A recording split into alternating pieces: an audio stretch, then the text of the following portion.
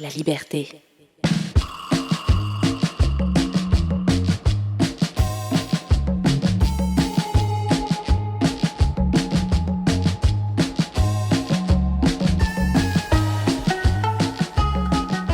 Bienvenue à l'école des possibles, là où l'équité est notre boussole, la diversité notre fierté et l'inclusion notre destination. Dans cette série balado, élèves, parents, enseignants et experts du milieu de l'éducation nous plongent au cœur d'initiatives qui ont transformé l'école en espace plus inclusif, faisant ainsi une différence positive dans la vie de plusieurs jeunes et de leurs familles. Que vous soyez parents, accompagnateurs, éducatrices ou simples citoyens intéressés par l'avenir de l'éducation, cette série offre des outils pratiques et des perspectives remplies d'espoir pour créer des environnements scolaires dans lesquels chaque jeune peut s'épanouir pleinement.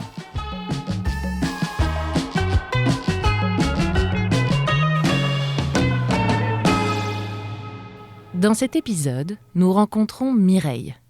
Mireille utilise les pronoms « elle » et « elle » et nous raconte son cheminement identitaire durant son parcours scolaire et surtout comment la création d'une alliance allosexuelle-hétérosexuelle a fait toute la différence durant ses années au secondaire. Quand c'est venu au secondaire, il y avait plusieurs commentaires qui étaient faits par rapport avec mon identité, l'identité de d'autres personnes. Alors, j'ai eu des commentaires des personnes que je devrais me suicider pour mon identité. J'avais un collant d'alliés sur mon casier à un certain point au secondaire. Puis, il y a quelqu'un qui a décidé qu'il voulait déchirer mon collant du casier, faire des affaires comme ça. Puis, parfois, c'est des petits commentaires à mon visage, mais souvent, c'est des commentaires derrière mon dos. Puis c'est comme, ça crée pas un aspect de sécurité parce que là, c'est comme, t'as ton identité, puis là, il y a des personnes qui disent des affaires à ton sujet, des choses comme ça. Puis non seulement ça, j'ai aussi passé à travers des processus où il y a des amis que j'avais qui étaient pas confortables avec mon identité. Et à cause de ça, c'est comme j'étais à travers un processus où j'avais pas d'amis, où j'en avais moins que j'en avais d'habitude parce que ils étaient pas corrects avec mon identité puis qui j'étais. Puis là, pas d'amis dans un environnement qui était pas sécuritaire, ça crée beaucoup de problèmes internes pour une personne. Puis ça menait à plusieurs problèmes de santé mentale, des affaires comme ça, qui n'est pas quelque chose qui devrait ressortir d'une expérience au secondaire ou à l'école de n'importe qui.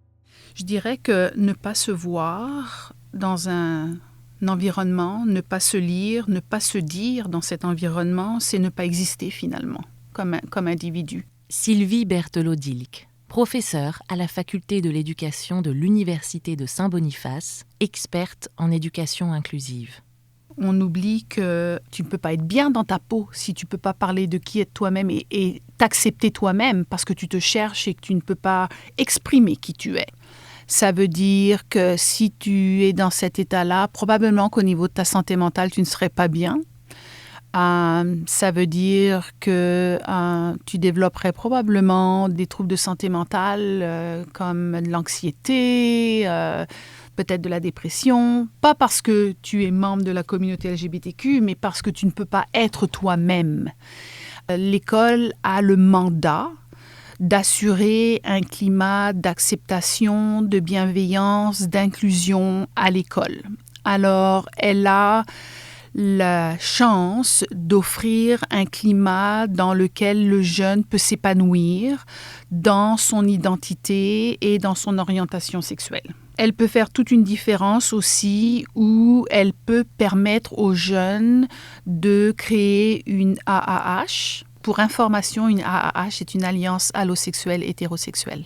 Donc, c'est un espace qui est dirigé par un élève et qui est généralement géré par des élèves, mais il va y avoir un enseignant qui va guider les élèves ou qui va appuyer les élèves dans l'organisation d'activités ou dans la gestion de cette activité. La façon que je fonctionne, puis j'ai toujours fonctionné, c'est que je vois un problème, puis je veux régler le problème. Alors, en 10e année, j'étais vraiment consciente des enjeux qu'il y avait au sein de l'école. Alors, j'ai décidé que j'aimerais commencer un groupe. On l'a appelé notre groupe de diversité, qui est aussi appelé un groupe alliance allosexuel hétérosexuel, ça c'est le nom plus commun, mais on l'a appelé notre groupe de diversité, puis l'école a été un super bon soutien pour ça. Ils étaient contents de voir les projets qu'on faisait au sein de l'école. Et on a commencé ça, c'était une grande majorité de personnes queer qui formaient le groupe, mais le but du groupe, c'était vraiment de créer des espaces sécuritaires pour n'importe quelle minorité dans notre école qui était francophone. Alors, c'était des choses de comme mettre des produits sanitaires dans les salles de bain, des affaires comme ça. Ça, c'est où qu'on a commencé, puis on a poussé pour d'autres enjeux. Mais le personnel de l'école, avec la majorité de nos projets, ils étaient super comme contents de nous appuyer, des affaires comme ça. Il y avait plusieurs profs qui étaient aussi prêts à comme venir à nos rencontres puis nous aider de cet aspect-là.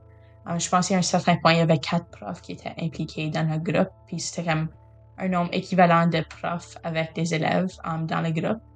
Alors, c'était vraiment beau de voir que même s'il y avait des commentaires qui ressortaient d'autres étudiants, les profs étaient de notre côté puis voulaient faire certain qu'on avait l'expérience qu'on avait besoin au secondaire. Il y a des propos super importants que Mireille a rapportés sur lesquels j'aimerais commenter. La première chose, c'est vrai que dans les AAH, ou groupes de diversité comme elle l'a appelé, les écoles souvent les ouvrent à tout le monde. Parce que vraiment, l'idée, c'est qu'on ait aussi des alliés dans ces groupes-là. Puis des alliés, c'est des membres qui n'appartiennent pas à la communauté, mais qui soutiennent la communauté. Alors, on veut avoir des gens qui appuient la diversité et vraiment, on veut mettre en valeur l'intersectionnalité. Ce qu'elle a dit est super important en termes de diversité, mettre l'accent là-dessus. L'école a tout à fait raison de valoriser ça parce que c'est ce qu'on veut aujourd'hui. Puis la diversité est intersectionnelle. Ça fait partie du curriculum, ça fait partie de la langue, ça fait partie de tout ce qu'on veut valoriser dans une école. L'autre élément qu'elle a mentionné qui était super important, c'est les profs. J'ai trouvé ça super intéressant qu'il y avait autant de profs qu'il y avait d'élèves parce qu'il y a des études qui ont montré que dans certaines écoles, il y a des profs qui ne réagissaient pas, par exemple, aux commentaires homophobes dans les couloirs.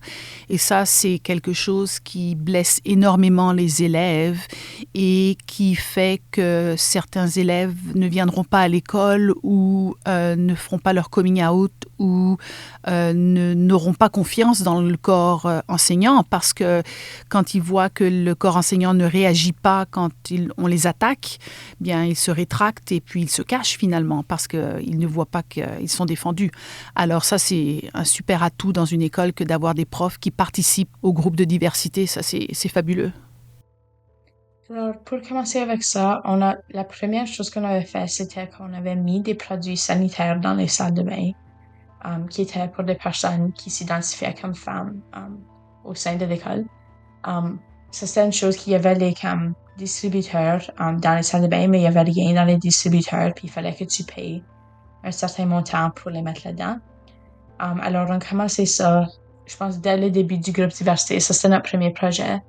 On avait trouvé des produits sanitaires qui avaient été donnés à l'école dans le passé, qui avaient juste été entreposés. Alors, c'était les premiers produits qu'on a mis dans la salle de bain. C'était des affaires qui étaient entreposées au sein de l'école. On part du principe que seuls les gens qu'on identifie comme femmes ont besoin de produits d'hygiène. Mais il y a des personnes qu'on n'identifie pas comme femmes qui ont peut-être besoin de produits d'hygiène. Alors, il y a peut-être des gens qui vont dans la salle de bain des hommes qui s'identifient comme femmes, qui vont prendre des produits d'hygiène, si vous comprenez ce que je veux dire. Et deuxièmement, c'est inclusif parce qu'il y a des personnes qui n'ont peut-être pas les moyens de s'acheter des produits d'hygiène, qui ont profité de cette initiative. Donc, c'est une initiative qui est doublement gagnante au niveau de l'inclusion. Donc, je trouve que c'est très pertinent comme initiative pour des jeunes et très inclusif pour ça. On a participé à la première participation de la DSFM à la Parade de la Fierté. Alors ça, c'était quelque chose que je suis allée à la Parade de la Fierté avec le Collège du Uriel. Je pense la même année que j'ai commencé le groupe diversité, c'est peut-être 2022, quelque chose comme ça. Et ensuite, là, l'année après ça, j'étais comme ça serait bien si la DSFM pouvait avoir une délégation dans la Parade de la Fierté. Puis il y avait plusieurs de communication, des choses comme ça. Alors, c'était notre école associée avec mon petit frère qui venait de l'école Saint-Agathe. Il y avait des participants du collège Luriel. Je crois qu'il y avait aussi des jeunes de Léo Rémillard. Il y avait des jeunes comme des écoles élémentaires autour de là aussi, des frères et sœurs plus jeunes, des personnes au secondaire. Là, on avait un bon groupe de personnes. Et là, en 2024, quand j'étais en 12e année, on a participé encore une fois. Et c'était la deuxième plus grande parade de la fierté au Canada et la DSFM en faisait encore partie, où qu'on avait presque doublé le nombre de participants de la DSFM. Alors, c'était des parents, c'était des jeunes, des écoles un petit peu partout dans la province qui sont réunis ensemble pour marcher dans cette parade de la fierté-là. C'est super important ce que Mireille vient de dire parce que quand on a une communauté qui est marginalisée, quand on appartient à une communauté marginalisée et qu'on a une division scolaire comme ça qui participe à un événement comme la parade fierté, ça constitue un geste, j'allais dire un geste politique, un geste social phénoménal. Ça veut dire qu'on se positionne en termes de division scolaire sur le plan politique et social et qu'on affiche nos couleurs par rapport à ce groupe marginalisé. Et ça fait toute une différence par rapport à ce groupe.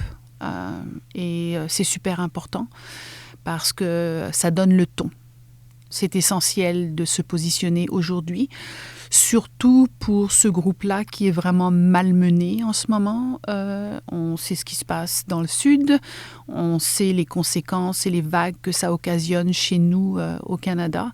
Alors c'est très très important de se positionner et je pense que ça fait une grande différence dans le soutien que ressent ce groupe-là. C'est quelque chose que je tiens vraiment à cœur parce que j'ai passé toute ma scolarité à l'intérieur de la DSFM, puis de voir le progrès de quand j'ai commencé, par exemple, en prématernelle, jusqu'au point que j'ai découvert mon identité en 7-8, jusqu'au point que j'ai gradué, puis ça, c'est le progrès qu'on a fait. C'est tellement spécial.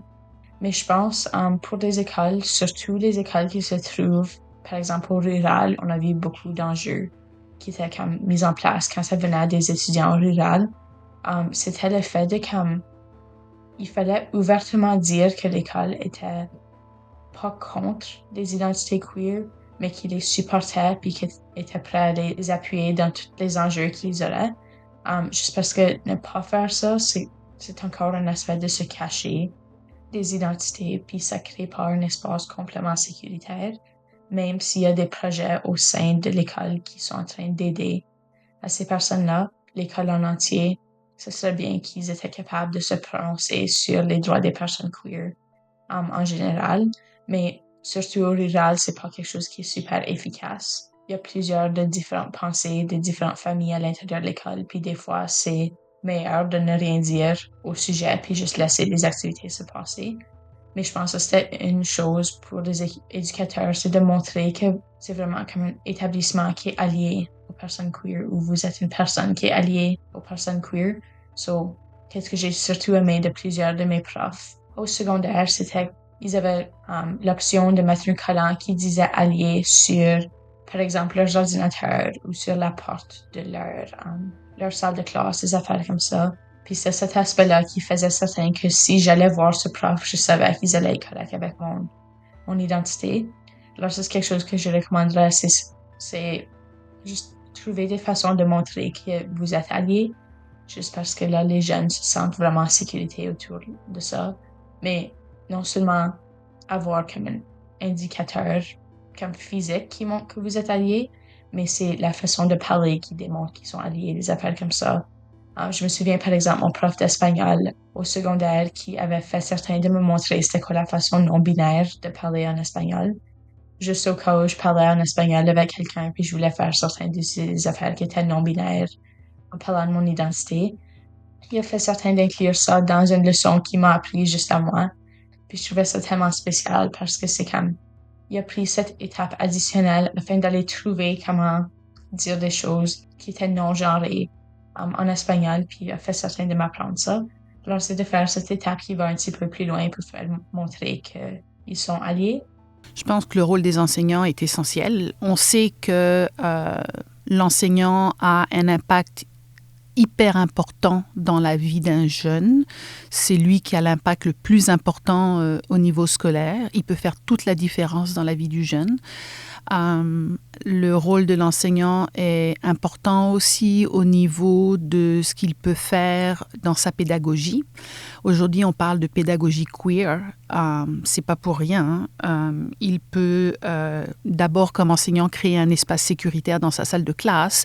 Puis ça, c'est pas seulement mettre un petit autocollant LGBTQ sur sa porte, mais c'est aussi demander aux élèves c'est quoi leur prénom, leur pronom, c'est quoi ce qu'ils aiment faire dans la vie. Donc, s'intéresser sincèrement à eux, c'est parler d'exemples LGBTQ dans son curriculum, c'est intégrer des textes de personnes LGBTQ, c'est citer des modèles positifs de personnes LGBTQ, puis pas seulement des personnes qui sont victimes, mais des personnes qui représentent des gens qui ont réussi dans la vie et qui représentent le succès de ces personnes-là. C'est défier la discrimination aussi, donc remettre en question le système quand on s'aperçoit qu'il est discriminatoire. C'est enseigner le langage inclusif. Quand il en a la possibilité, comme je veux dire, ça ce sont des outils qu'on a aujourd'hui, puis de dire que le français est binaire, c'est pas suffisant. Il y a des outils en français pour parler de façon inclusive. On a des outils, utilisons-les.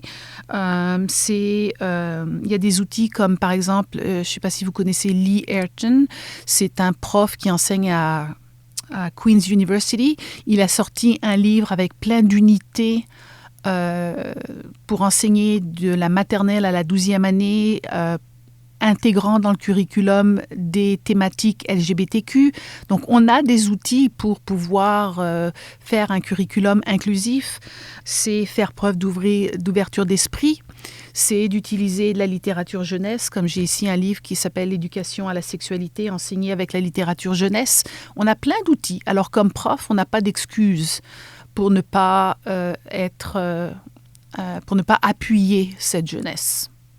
Je suis tellement fière de pouvoir dire que j'ai gradué de l'école collégiale Général Gabriel Roy, quelque chose que je n'aurais pas nécessairement pu dire quand j'ai commencé en 9e année à cause de mes expériences avec mon identité, mais avec tout le processus qu'on a passé à travers. Je pense que ça l'a rendu juste tellement plus spécial. Puis les profs sont une tellement grande raison pourquoi je suis fière de cet aspect.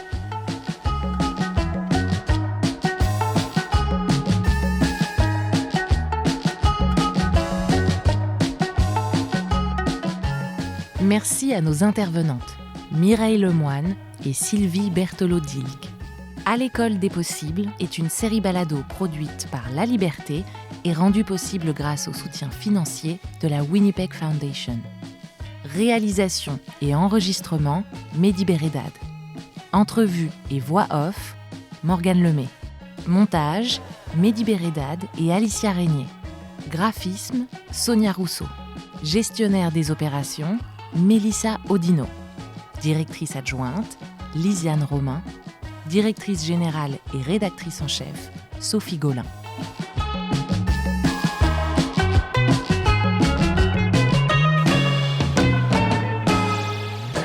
Merci à nos partenaires, l'Université de Saint-Boniface, la Division scolaire franco-manitobaine, la Division scolaire Louis Riel, le Bureau de l'éducation française du Manitoba et les éducatrices et éducateurs francophones du Manitoba.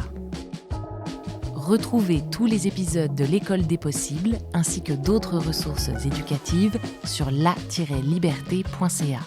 Écrivez-nous, partagez vos commentaires et n'hésitez surtout pas à mettre 5 étoiles sur votre plateforme d'écoute préférée.